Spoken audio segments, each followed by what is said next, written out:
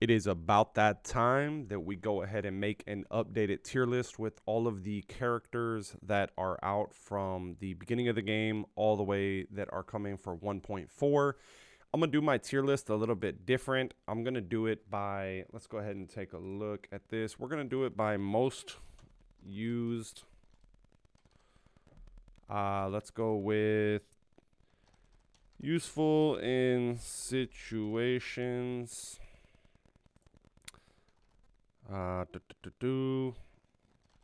Haven't built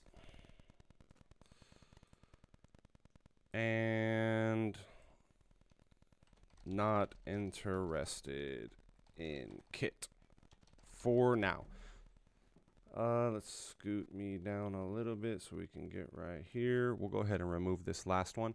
So I wanted to do it this way because I didn't want to just do like a traditional tier list where we're just looking at like the most meta units and everything like that, because I think a lot of characters in Reverse 1999 have very specific uses and or opportunities that we are passing up right now because there is just these meta characters and we only have enough resources to build little bit of them, and we can't build every single one. So what I'm going to do is, obviously the most used is probably going to comprise of most of the units that have been meta per se, but I wanted to go through and talk about the characters that I haven't built yet as well that I think will be useful in the future. So in no particular order, once I put them up here, I'm just going to add them from order which we're going through here.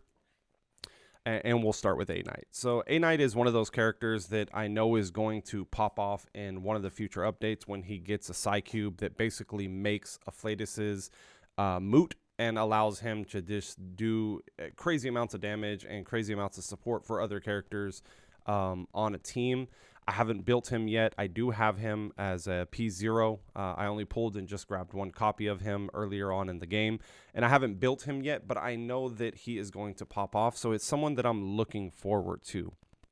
So I know a lot of people are going to disagree with this. Ann Lee, I think she is useful in situations. She was one of my most used units, I would say, like early on once we started, because she was actually, I believe, my second or third character that I had pulled as like a 6-star. So once I picked her up, I used her a lot during then, but then it started to come with like the artificial bi-weekly things that we do that have the 6 stages, artificial Sembambulance, or whatever the hell it's called. I found myself using her less because Bicorn Bloom just kind of fit into that slot a lot better. Okay, next up we have Baby Blue. I am going to talk about Baby Blue and Bicorn Bloom both at the same time because I think they are kind of like two peas in a pod when it comes to like supports and everything that we can use in the game. So they both kind of fulfill different roles when it comes to supports for different characters. Baby Blue is obviously for mental damage and Bicorn Bloom is for reality. So they basically fulfill the same role in different team formats for different characters and stuff like that. As for the Star Afflatus, unfortunately, my best character for Star right now is going to be Charlie, so she is my most used. But the reason that I feel like Baby Blue and Bicorn Bloom are up here in the tier list is because they allow for their respective damage dealers or their respective teams to just have the ability to pop off. So Bicorn Bloom does really good damage, but Baby Blue does not.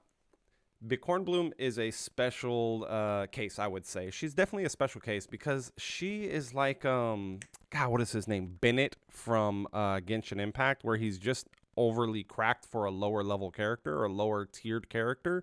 Her kit is just insane, and it's going to be really hard to replace her on the team unless they bring out a character that just does everything that she does, like Bird Boy that is coming up in 1.6, Gei Qian. he has the possibility of just replacing her fully on any team and possibly replacing Baby Blue as well on any team, because of the way that his skills and everything work is that it's not focused directly on a certain damage afflatus. He just allowed to do more damage in total overall. Obviously, he will buff up reality-based damage dealers higher, but he just allows for a little bit more damage put out on either team. So speaking of Charlie, because we already put her up here already, she's one of those characters that obviously early on, once we started pulling from characters and everything, she was a Star Afflatus that was just really good for single target damage. So she just stayed up there when it comes to the Star Afflatus, and she hasn't really dropped yet. I would say when 37 and 6 come out, these two characters, when introducing their new like Eureka and everything that they have, they will be in a different category of their own when it comes to damage, because we're getting into the 4th event, and obviously the game has been out long enough to where we're going to start getting a tad bit of power creep, not just overall blatant smacking these characters down, they're never useful anymore, but we are getting some power creep in general, because when you add new mechanics into the game or new status affiliations and stuff like that, it's just natural for newer characters to have abilities and or like skills and passives and everything like that that are just better than the characters that come out. It's really hard to continue to make a huge roster of characters without changing a few things that make them more powerful as they go on, because you're creating new content. The enemies have new skills and abilities as well, the way that you fight them, new Psycubes coming out. So it's just the true evolution of any game. Is it scary that we're getting power creep? No, not at all. Every game does this. It literally does not matter which game you play. I promise you, if you try to have copium on any game and say that they don't do this, it's a flat out blatant lie. And I would love to challenge that fact, because it is just the true evolution of how games work, especially gacha games. Okay, so enough on Charlie. Next up, we have Balloon Party. Again, a very good healer. I have built her up, I would say, probably useful enough to clear the artificial Symbambulance, or whatever the hell it's called. I'm just going to call it AS. The AS features and UTTU once she's useful in those certain stages, like the last one she was useful in there. I've built her up enough to be good enough to survive and put out enough healing to allow other people to survive. I haven't pushed her all the way to I3, so I haven't used her to her full capabilities. I know that she is a great healer, but we have healers like Tooth Fairy that have come out that just kind of over encompass everything when it comes to healing. Is Tooth Fairy, Sotheby, and Medicine Pocket. Oh, where are we at? Sotheby and Medicine Pocket, where are you at? Boom. So we have these 3 healers that kind of just encompass everything. They fulfill the roles in each of the teams. Tooth Fairy is very versatile because she is someone that just allows for more critical rate. So critical chance, critical damage, stuff like that. She allows those certain characters that benefit mostly from crit chance and crit damage to pop off at an even higher status, I would say, than what they do without her on the team. But overall, she's a great healer. Particularly, she's effective with people that you can pair with, like Regulus and Eagle. Both of them have like a ultimate that allows for like crit rate. They allow for like the stacking of crit rate as well, along with like the Psycubes that you are using with them. She's also good for Voyager, which is a match in the Star Afflatus as well. So that's a great pairing as well if you wanted to use her in that regards. And the other DPSs is like Centurion, A-Knight, Eternity, Melania, stuff like those. She does really well with any of those because they have a very high ceiling for ramping damage. So whenever you pair a character that just boosts crit rate or boosts crit damage or just the overall crit chance of something happening, characters who have already inherently high damage ceilings, she just benefits them in every way, shape, and form. And also she can dish out some damage with some debuffs as well. So she's doing defensive shred when it comes to like crit rate resist and she's boosting characters as well. So overall, the kit, like I was saying, is based around those high damage dealing characters, which just makes her overall a great character to have on most teams, unless she is just negatively affected by the Afflatus that you're going against. Sotheby, on the other hand, she is good for Miss Jessica here. Other than Miss Jessica, she kind of falls off as a healer because the way that her heals work is they're HOTS, healing over time, which means that they are not instant heals. You have to kind of set them up and then have them continuously on and not lose that HOT from going out, or else you're going to start taking damage that may outscale her HOTS over time, especially with content that's coming out like raids and or higher the AS on level 5s and 6s. Sometimes she just scales underneath them unless you have her like completely P5 or 4 built out, then you're looking at like a subpar healer. But I have used her in a lot of cases because she does help with damage over time as well. She is a very versatile healer because she also puts out dots, and certain characters, they get benefits from having dots, as in Jessica and Pavia and stuff like that, that have Afflatus or skills that allow for dots to have benefit to it. Medicine Pocket overall is a great healer to have. He also does like a defensive shred, and he has skills that kind of silence the enemies to allow you to get more turns and or safer within those turns as well. So moving on from there, we have Blunny. I have not built her yet, so she is going here.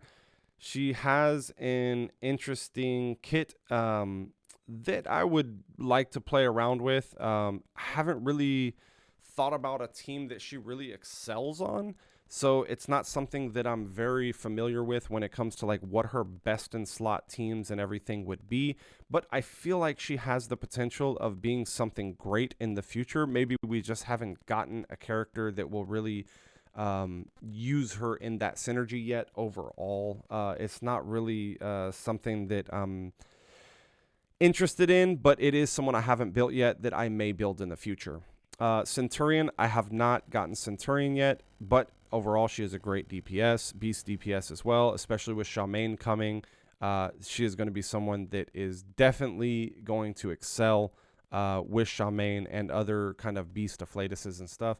Charmaine obviously is not out yet, but he is going to be an insane, we already made a video on him. If you want to, go and check it out. He's going to be an insane support that allows for a little bit of secondary DPS as well in the future once you get him built up. He's one of those characters where it's okay to get him in a P0 and just have him. But if you're trying to utilize him to his fullest potential, he really does start to pop off at P2, and then P5 is just kind of like an insane Excel version of him where he can truly be a main damage dealer if you have a team around him. So Click, not really interested in him right now, and this is because when I look at these characters, it's not that I dislike their models, it's not that I dislike their lore or anything like that. So I hope, I'm not, making anyone upset by putting people in these. That's not my intentions. I mean, every single character to me has like a interesting fact about them or interesting lore about them. And some of their kits, they just seem out of place right now to really fully synergize. And sometimes it's stats too. Like sometimes early on in the game, these characters that come with the game at the start, their stats are just a lot weaker. Possibly we'll get updates and kind of like hot fixes on them as well. They'll get like changes and patches ahead, and then they'll just become viable. But right now is just certain characters I'm not really interested in their kit. I'll go ahead and put those characters up here right now. That way I don't waste time going through them later on. Melania is definitely one of my most used. I would say actually right now, for my most used, I'm going to put them in order of what I am using them the most. So that way, actually, I'm sorry, I haven't even gotten Medicine Pocket on my main team. My secondary account, I did get Medicine Pocket, used him a bit, but he is definitely not a most used because I do not have him on my main account. Let me move him down there, sorry. Eternity was one of my most used. She is now probably the least used out of my most used because obviously we ended up getting, where is she? Kaala Buana, which is my most used DPS right now in most situations. Melania was my most used DPS before. Jessica came out, and I used her for a hot second, but it was just during that event phase. I was still using Melania in most situations when it comes to Beast. That's basically why I want to go for him right here, to just give her the extra boost that she deserves to kind of pop off on a team of her own. The last person that we are putting in the most use is going to be Pickles. I probably use him third most on most teams as well. Pickles is a great overall support for a lot of damage dealers because he just allows the damage dealers to take turns whenever they want. With the ability that he has, the I forgot the name of it, the topic mind topic or whatever it is that he has, it allows for characters to move without fear of using too much AP or incantation points or anything like that. With Black Dwarf out now, the way that she works, obviously, is you want to stack certain planets and everything. So having Pickles on the team along with Black Dwarf just allows her to be greedy. And then you have healers like Medicine Pocket. I'm sorry, not Medicine Pocket, Tooth Fairy, that just increase the overall kit, like I said, of most characters that deal damage. And then Koala Balana with her multiple ways that you can kind of pop off and stack up the planets. She's just a very good addition to having her on the team, along with Pickles as well, because Pickles doesn't have to take a turn. You can stack his cards, you use his ultimate. By then, you should have at least 3 to 4 stacks of Clarified Topic. There we go, it came to me. Clarified Topic. And then it will just allow for, higher healing with Tooth Fairy to just soak up all that damage that you had already, heal it back. And then in that time, Black Dwarf should have her ult. If not, you're having at least a stack or 2 of cards just to output some damage. And it's just a good turn of synergy. If you were going with a team of 4, certain things that allow you to go with a team of 4, I would most likely on that team probably throw in Bicorn Bloom and Charmaine once he comes out. So right now, Bicorn Bloom is usually my 4th backup for that team, just to have a little bit more addition in debuffs and buffs and stuff like that. Charmaine will definitely take her place once he comes out, and that will fulfill that role. DK, really great in a lot of situations. I used her very early on when the game first started. Actually, I would say I used her the most out of anyone along with Tenet. Both of these characters right here, they fulfilled a lot of roles early on, and they still do. I haven't built them to I3 yet. Once we get a little bit further on, hopefully we get some sort of just like bonus content or something that just allows me to get more materials. I've bought the battle pass, every battle pass, and I still feel like, man, I haven't had enough material to build up every character I want to play around with them. As in all these guys sitting right here. I mean, obviously not out yet, haven't pulled yet on the main, but other characters that I have pulled that are on there, I haven't been able to build them yet, and it's something that I want to do. I'm just moving these characters in here. Voyager I have not pulled yet. Miss Babel haven't built yet. She is going to become pretty cool and pretty good with the whole follow-up synergy and stuff like that will be coming on. All the Miss Babel haters and stuff like that saying she was useless, well, she's getting her shine. Like I said before, the ones that I'm not interested in their kit is just because they haven't got the perfect pairing with them yet. A lot of these characters, I'm not interested in them because I haven't pulled them yet. It's not that I truly am not interested in them, but I have not pulled them yet. So it's something that it just kind of alleviates. And I've looked into a lot of their kits and stuff. It just alleviates the stress of me having to think about even building those characters. I am interested in her right here. I forgot her name.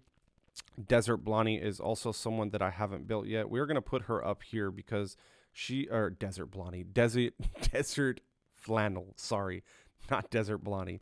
Basically, she is a Desert Blondie, though. Same freaking looking character. Satsuki, we're not interested in you because we have a poison team already. Not interested in you. She is very useful. Actually, you know what? That's cap. I'm going to put her up here. She's useful in situations. I was just kidding. I have not built her yet, but if I didn't have Melania, she would probably be my main beast DPS because her kit is pretty good. We have no interest in him. Also, a character I haven't built yet that I am interested in. We'll put her I mean, definitely you're going first. Just because I haven't got you. We'll reorder these. Voyager is also one that I'm very interested in. I have not got yet. You're going up here. I know that I said I was not going to order them, but you know what? Let's go ahead and do it since we got most of them up here yet. You are coming up here. Let's put you there. You are here. You are here. And you are here. Okay. So everyone is stuck up here where we want them. Not interested in Kit. Yes, great with Tooth Fairy. Yes, great with Tooth Fairy. Yes, great in certain situations and everything. But do I really want to build any of these characters?